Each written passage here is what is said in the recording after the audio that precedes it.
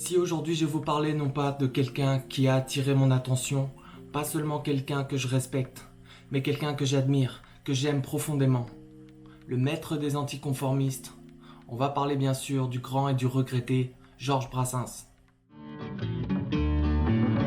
Jugeant enfin que leurs victimes avaient eu leur comptant de nions, ces furies comme outrage ultime, en retournant à leurs oignons, ces furies, à peine si j'ose le dire tellement c'est bas, leur auraient même coupé les choses, par bonheur, ils n'en avaient pas, leur auraient même coupé les choses, par bonheur, ils n'en avaient pas. Et à l'occasion de cette vidéo, on va donc parler de cet art, de raconter des histoires, mais surtout comment à travers celle-ci on peut véhiculer des valeurs. Et bien sûr, en lien avec mes thématiques, on va parler du storytelling, comment le pratiquer et pourquoi c'est important pour votre entreprise. C'était mon père qui était fan de Georges Brassens, et j'ai grandi en l'entendant régulièrement fredonner ses chansons. Petit, bien sûr, je n'avais pas encore su l'apprécier à sa juste valeur, je n'avais pas capté la profondeur de ses textes. C'est plus tard que j'ai pris conscience de son talent. Adolescent, alors que moi j'étais à fond dans le rap, cette culture hip-hop que je pensais la plus intelligente. Oui, la plus intelligente. Parce que j'y entendais des messages forts, de l'impertinence, et ça parlait de la réalité, mon quotidien. Un jour j'ai entendu mon père dans la pièce d'à côté écouter la chanson L'Hécatombe, et ça a été un choc. Comment ce gentil monsieur, avec sa petite moustache grise, sa pipe, celui qui chantait les copains d'abord, pouvait ainsi faire l'apologie d'un gendarmicide, alors qu'on me reprochait à moi d'écouter et de pratiquer un genre musical trop violent? Sans déconner. Je me suis rapproché de mon père à ce sujet, et il m'a répondu en souriant, mais ça petit, c'est rien. Alors j'ai tout écouté, chaque thème, chaque phrase, chaque mot, j'ai adoré. Et puis, derrière se cachait toujours une idée simple, mais puissante.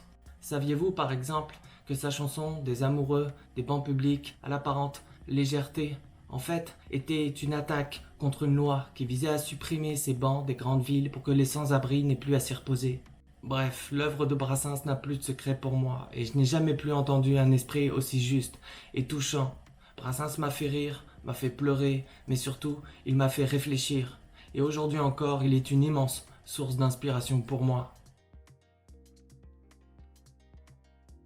Plus qu'un artiste, un artisan du propos.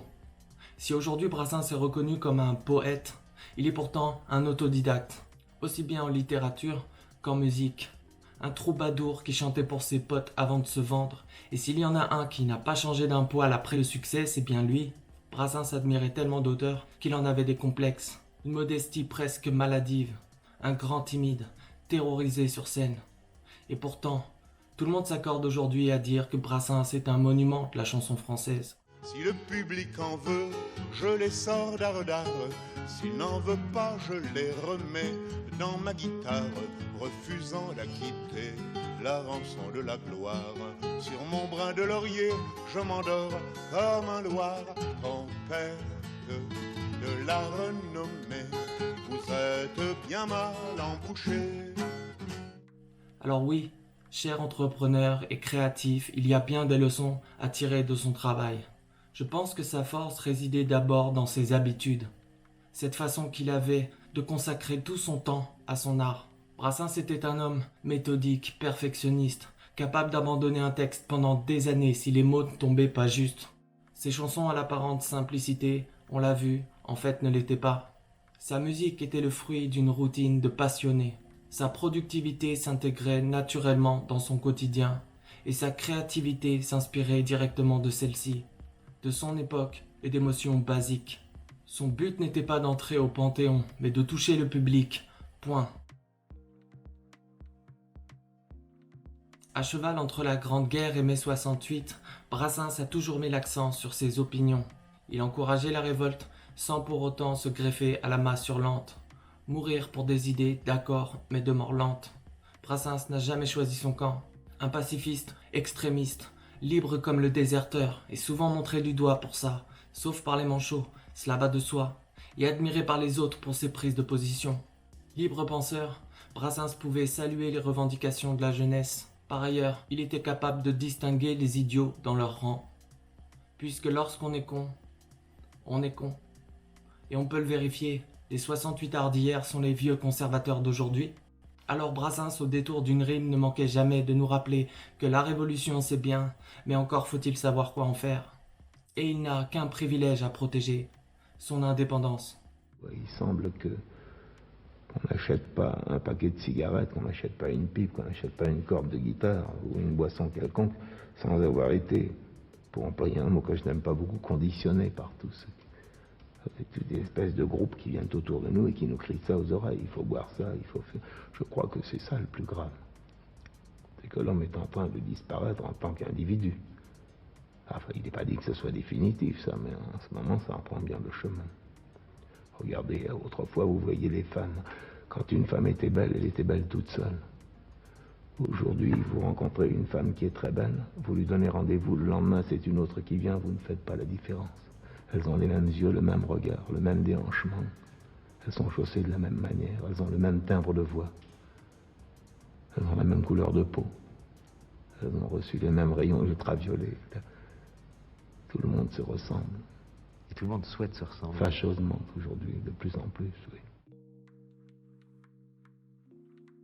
En marketing, on parle de storytelling pour raconter l'histoire d'une marque, un récit destiné à convaincre et vendre. Et celle-ci utilise des règles qui existent depuis l'aube des temps, et bien sûr, elles n'appartiennent pas aux publicitaires. Si Brassens me plaît autant, c'est que son œuvre est ponctuée d'idées, de valeurs, d'opinions. Et puisqu'il a su me faire accepter, comprendre son point de vue, il m'a convaincu, donc converti en fan. Et c'est exactement ce que l'on cherche à faire lorsque l'on fait du storytelling. Mais bien sûr ici je ne parle pas d'éloquence. Brassens n'était pas réputé pour ses prestations scéniques, contrairement à Jacques Brel par exemple. Lui se distinguait dans l'intimité de l'écriture. Il s'applique à nous raconter tout un tas d'histoires, capter notre attention, éveiller notre curiosité, et le moment venu nous pique pour faire passer son message. On reviendra plus tard sur sa botte secrète, mais avant on va voir des principes de base pour raconter une bonne histoire. La structure traditionnellement et ici de façon synthétique, c'est tout simplement planter le décor, présenter des personnages, faire survenir un problème, résoudre ce dernier et en tirer une conclusion. Une morale qui va servir votre objectif de vente, de produits, de services. Si vous êtes un marchand, et bien sûr, ça marche aussi pour des idées. Abandonnez le public avec votre morale, laissez mijoter et enfin vous saurez convaincre. La finalité sera soit d'inspirer, de motiver, de transmettre des connaissances, partager des valeurs, faire évoluer des opinions ou encore donner du sens. Pour le schéma narratif, il s'agit d'utiliser une méthode simple, celle du mais. Alors, petit exemple. Je me balade dans la rue, mais je vois quelqu'un que je n'apprécie pas. Alors, je change de trottoir et me cache, mais celui-ci me reconnaît et vient à ma rencontre. Alors, je me mets à courir, mais il court plus vite que moi. Alors, je monte dans un bus, etc. jusqu'au dénouement. D'abord, il s'agit de toucher le public avec des émotions primaires. La joie, la colère, la peur, le dégoût, la tristesse ou encore la surprise. Ensuite, vous allez tenter de satisfaire un besoin primaire. Voici la pyramide de Maslow. On a d'abord les besoins physiologiques, c'est tout simplement se nourrir, boire, etc. Les besoins de base. Ensuite, on a les besoins de sécurité, être dans un environnement que l'on connaît, que l'on maîtrise, qui nous rassure. Ensuite, on a le besoin d'appartenance, c'est tout simplement intégrer une communauté, un groupe, une tribu ou encore fonder une famille. Puis, on a le besoin d'estime, c'est la reconnaissance de ce groupe ou encore l'estime de soi. Enfin, on a le besoin d'accomplissement. C'est l'accomplissement personnel à l'échelle d'une vie ou tout simplement d'un projet sur le court terme. Dans votre histoire, vous allez donc tenter de répondre à un de ces besoins en passant par une des émotions qu'on a vues précédemment. Alors le storytelling est partout. On va l'avoir bien sûr dans la publicité, mais aussi à notre échelle, au restaurant, dans un bar, avec des amis, face à un public, en convention par exemple, face à des investisseurs, ou dans une argumentation commerciale, en tête-à-tête, mais aussi au travail, en réunion avec des collègues, notamment si vous êtes manager. Alors pour vous donner un cas concret, vous êtes chef d'équipe et vous avez besoin de motiver vos collaborateurs. Vous pouvez donc utiliser le storytelling pour faire passer votre message. Notamment celle-ci que j'ai mis de côté pour vous, c'est l'histoire de Johnny the Bagger.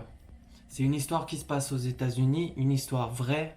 Un soir, un patron d'un petit supermarché réunit ses salariés puisque les affaires vont mal, il va devoir soit licencier, soit fermer la boutique. Alors il leur demande comme une faveur d'essayer de s'investir un peu plus à leur niveau, essayer de trouver une solution pour arranger les choses.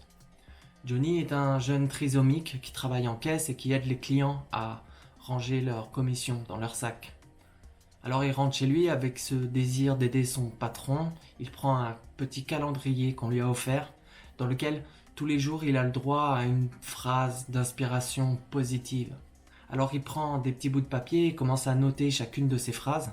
Et dès le lendemain, il glisse ces papiers dans chaque sac des clients. Alors quelques semaines, quelques mois plus tard, les affaires vont mieux et le patron du supermarché a écho de l'initiative de Johnny par un de ses clients. La morale de l'histoire, c'est donc qu'une bonne idée peut venir de n'importe où et qu'elle n'a pas besoin d'être exceptionnelle. Et bien évidemment, si vous la racontez bien, ça devrait faire son petit effet. Vous savez qu'il n'y a pas 36 000 thèmes, hein. Il n'y en a pas beaucoup, il n'y a que quelques thèmes. Hein. Et en réalité, chacun les traite selon sa nature, selon son caractère et selon la période de sa vie. En réalité, presque tous les hommes n'ont pas à leur disposition beaucoup de choses à dire. Ils parlent de l'amour, ils parlent de la fuite du temps, ils parlent de Dieu, ils parlent de la difficulté d'être, enfin tout ça, mais à part ça, tout le reste, c'est de la littérature qu'on fait autour. Le publicitaire s'appuiera souvent sur l'histoire et les valeurs d'une entreprise pour communiquer la confiance et stimuler l'acte d'achat. Il utilisera très probablement une des émotions qu'on a vues et mettra en image et en musique les besoins physiologiques ou de sécurité assez facilement selon les produits. Et puis de façon implicite, les notions d'appartenance, d'estime ou d'accomplissement. En sachant qu'aujourd'hui, sur les réseaux sociaux, la plupart des marques essaient de répondre à ce besoin d'appartenance. Qui ces derniers, les réseaux sociaux, stimulent l'estime des utilisateurs. Bien sûr avec leur système de likes, de partage, etc. La particularité des histoires que nous propose Brassens réside sur son anticonformisme naturel. C'est sa botte secrète. Brassens prend un thème et le retourne. En effet, ses opinions sont souvent en décalage avec les bien-pensants de son époque, les croquants et les croquantes comme il aime les appeler. Eux seront allègrement bousculés d'une chanson à une autre. Le reste des auditeurs seront tout simplement surpris ou amusés par l'original point de vue de l'artiste. La structure, la morale, les émotions ou encore les besoins, c'est la base. Et Brassens donc utilise l'anticonformisme pour qu'on retienne son message. Puisqu'entendre est une chose, retenir en est une autre.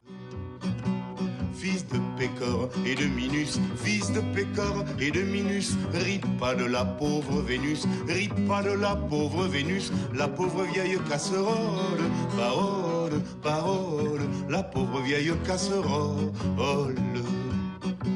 Il s'en fallait de peu, mon cher, il s'en fallait de peu, mon cher, que cette putain ne fût ta mère, que cette putain ne fût ta mère, cette putain dont tu rigoles, parole, parole, cette putain dont tu rigoles. En allant à contresens, mais toujours avec bon sens, Brassens est donc capable de tordre nos convictions, et donc de jouer avec nos émotions, souvent en faisant l'avocat du diable. Un jour, par exemple, il se fait cambrioler, je sais pas si c'est vrai, en tout cas, il en fait une chanson. Et dans celle-ci, il passe son temps à plaindre le voleur, d'en être arrivé à le voler lui qui n'a rien. Et au climax de sa chanson, il demande tout simplement à son voleur de prendre soin de sa guitare et d'en faire bon usage. Ou encore dans sa chanson où il fait très amoureusement et très officiellement sa non-demande en mariage. En conclusion, Brassens est un rebelle. Qu'on l'adore ou qu'on le déteste, il a au moins le mérite de provoquer quelque chose. Et bien sûr, ne pas confondre le troll avec l'anticonformiste qui est prévisible aujourd'hui sur Internet. Le troll, lui, va avoir en fait l'esprit de contradiction et va vouloir se faire remarquer avec de la provocation.